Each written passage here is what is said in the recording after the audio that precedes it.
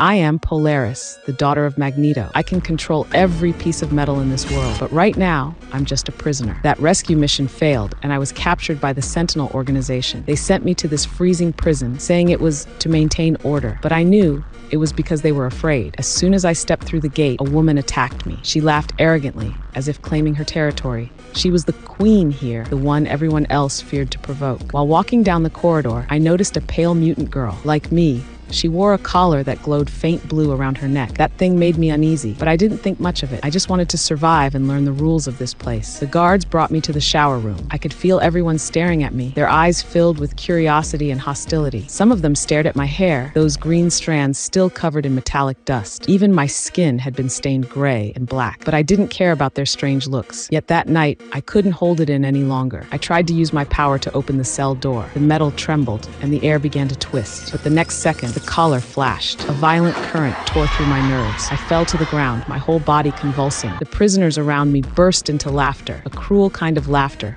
full of victory and malice. Later, I learned the truth. That collar was made specifically for us, mutants. It could block our powers, leaving us helpless. Someone told me that no one had ever left this place alive, but I couldn't believe that. I was pregnant. I had to get out. The next day, I found that pale girl again in the cafeteria. Her name was Linda. I wanted to talk to her about escaping, thinking she, as a mutant, would understand.